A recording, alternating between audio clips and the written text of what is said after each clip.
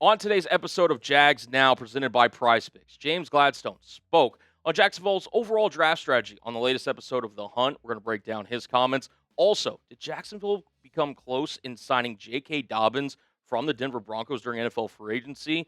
There's a leaked report coming out of Denver that thinks that Jacksonville could have landed J.K. Dobbins. Also, today, Wednesday, during the NFL offseason, the Jaguars extended an all-pro player. We'll hit that on the back half of today's episode. But guys, before we really get into the thick of it here, give us a like if you enjoy the content that we're putting out on the channel. Anything Jacksonville Jaguars, news, rumors, related content, draft, all this stuff that we're putting out here on the channel. If you enjoy what you're seeing here on the channel, give us a like. It would greatly be appreciated. Let's get into today's show.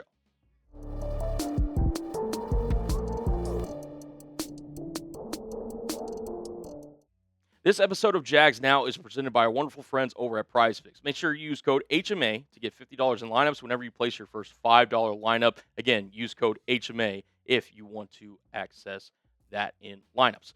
All right, so the Jaguars recently released another version of The Hunt, which is kind of their in-real-life documentary series that gives you behind-the-scenes looks at everything Jacksonville Jaguars. And the latest episode was the consensus episode. And in there was a lot of really cool kind of insight in terms of the Jacksonville Jaguars, making some of the draft calls, some of those phone conversations.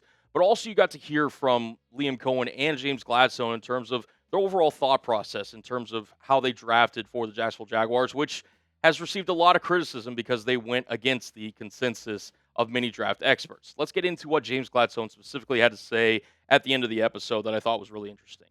Here's what Gladstone had to say. As I rewind and think back to the last few draft cycles in particular, we have begun to see players who met a certain profile that we had a deep appreciation for being selected sooner than they were being projected or slotted on consensus boards. That information can be very informative. But when we see a very vivid vision or have a very vivid visual for how a player matches our environment or slots into a certain role, we don't shy away from moving on that conviction. Internal consensus is what we're really hunting up. The outside perception, the outside consensus isn't where our minds go. We're looking to build the team in the way that we feel is best to win football games, and we're looking forward to seeing that take shape here. If it hasn't been abundantly clear up to this point, the Jacksonville Jaguars aren't afraid to go against the grain, right? In just terms of, hey, there was a lot of draft picks that the Jaguars made in the 2026 draft. I think damn near you could make an argument, at least half of them, the Jaguars, in terms of the consensus draft board, maybe made a reach on, right? Like Nate Borkature was hardly going in the fourth round, much less the second round. The Jacksonville Jaguars decided to make him their first overall in selection in this past draft at number 56 overall. Albert Regis, some looked at as a reach. You did get a very good value on Emmanuel Pregnon, but you followed it up with Jalen Husky was looked at as a day three option. Wesley Williams was kind of looked at as a reach. Tanner Koziel was a good value. Josh Cameron, I thought, was a really good pick. And then you get down to some of these other guys, and C.J. Williams and Parker Hughes. Some of those guys were thought of to be undrafted free agents, but the Jacksonville Jaguars ultimately decided they wanted to select them. And that's kind of the thought process that Jacksonville had throughout, leading up to the draft, your interviews, and then ultimately when it was time to make the picks, they really wanted to harp down on, going away from consensus and viewing internally, okay, who are the guys we like? Who are the guys that we think can make an impact for us here in not only just 2026, but beyond. And one of the key highlights and one of the main talking points coming out of that draft process was the Jaguars' selection of Nate Borkature, the tight end out of Texas A&M. Ari Mirov had a really great kind of tweet archiving the hunt in terms of this specific moment that I thought was really cool. The Jaguars draft room, whenever they were about to select Nate Borkature, GM Gladstone said, "Let's shock the world." Offensive coordinator Grant Udinski then followed up saying, "Borkature is changing the offense." And then Liam Cohen with his infamous quote saying, "I did have a dream of him," in reference to Nate Borkature, which is an interesting quote from a head coach, but hey, I respect the vision. And it just kind of came across if you went and watched the full 40-minute episode, which I went back and watched, and I thought it was really entertaining. You got to see some of the kind of insights from the Jaguars rookies and also Gladstone, Cohen, etc. But this really came across as like a team that's trying to prove people wrong in terms of their overall thoughts and overall way of doing things, which I don't necessarily think it's a bad thing, right? Like if you're the Jacksonville Jaguars, you haven't had the most successful tenure since you've entered the National Football League. Yeah, you've had moments. You've made a couple of AFC title games, most recently with that Saxonville-led defense. But I do think that, if you're Jacksonville, you have to fully lean into this going against the consensus way of thinking. And I thought that was very apparent in this episode. Guys, I want to hear your thoughts, though, because there's been a lot of conversation in terms of the Jacksonville Jaguars draft strategy. Do you believe in it? And do you believe in James Gladstone in this front office going forward? Type Y for yes, type in for no. Let me know down in the comment section. Before we get into the rest of this episode, guys, I would have to tell you guys about our awesome sponsor, and that is PrizePicks. Today's show is sponsored by PrizePicks, America's #1 sports picks app. The big soccer tournament is here. Baseball is well underway, along with a ton of other sports that you can cash in on with PrizePicks. PrizePicks is America's #1 sports picks app and is the best place to win cash while watching sports.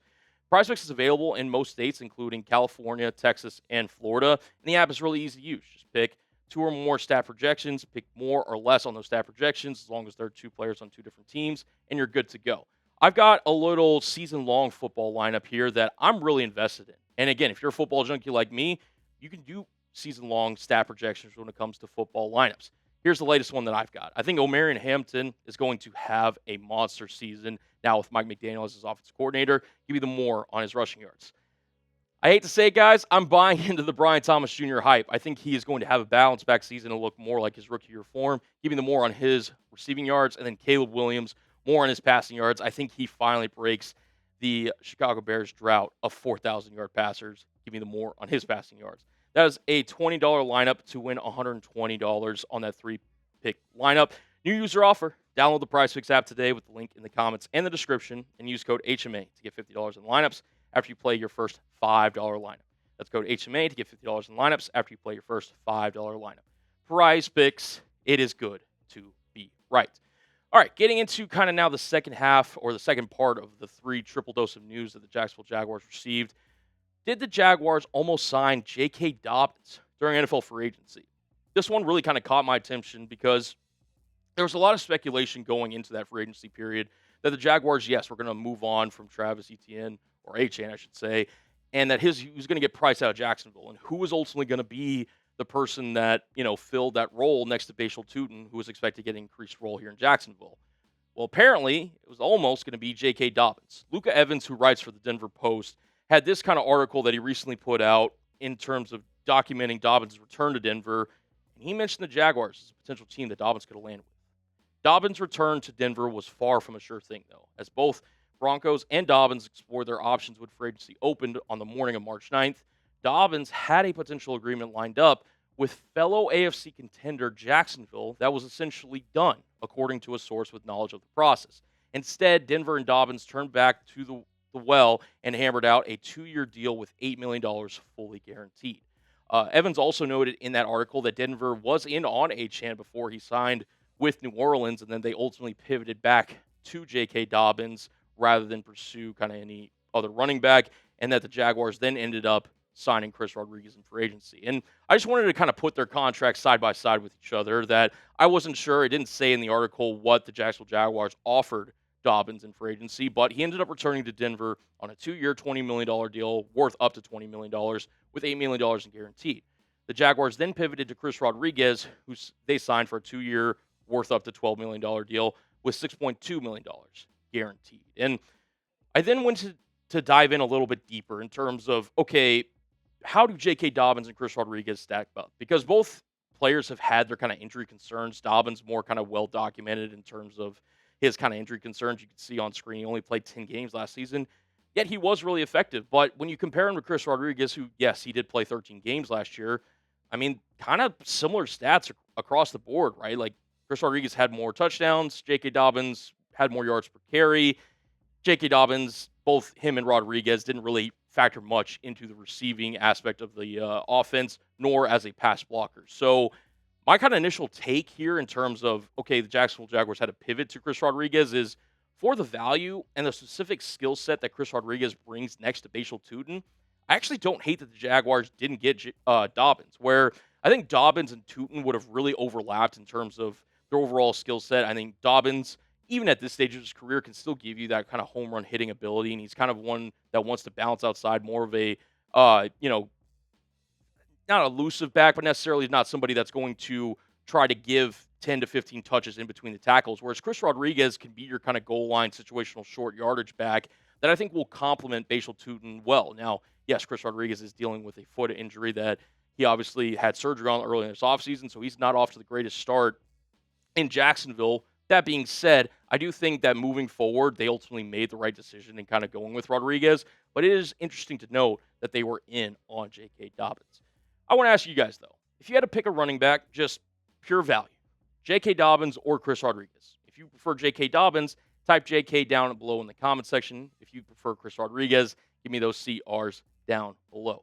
We'll continue with the final topic of this episode of Jags Now, but we would not be able to do this episode of Jags Now without our wonderful friends over at SeatGeek. SeatGeek is a sponsor of today's show and it is made possible by SeatGeek. Use code CHAT10 to get 10% off your next set of tickets. MLB is in full swing. The World Cup is here, and you can get tickets to all different types of sporting events on SeatGeek. The NFL schedule has officially released, and SeatGeek is the best place to go if you want tickets to a Jaguars game this year.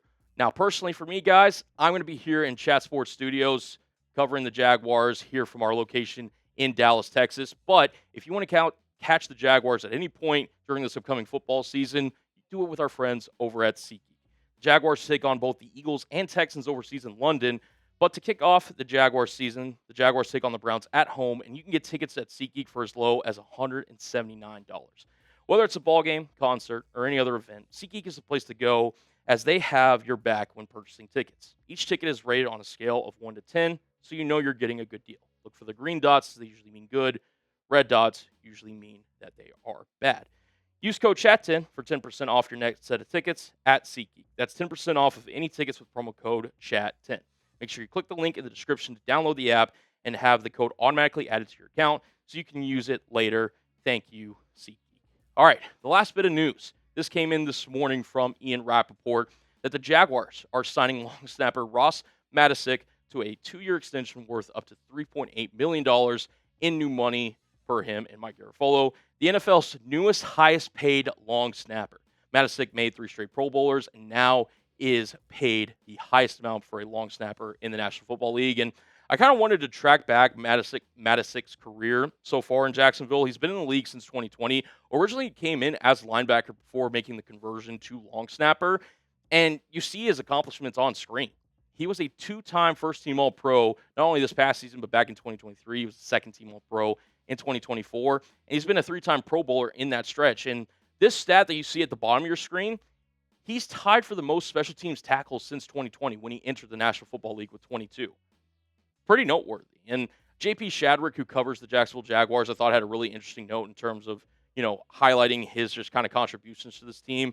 Obviously mentions the fact that he's a 3-time All-Pro and 3-time Pro Bowler, but he consistently helps kicker Cam Little and punter Logan Cook perform their roles at a high level. As a former college linebacker, legitimately adds to the punt coverage unit downfield. So I thought that was pretty noteworthy, and the fact that, the Jaguars are keeping their own. What does this mean for other extension candidates, a.k.a. Parker Washington, Brenton Strange, Vaughn Hamilton, Anton Harrison, just to name a few?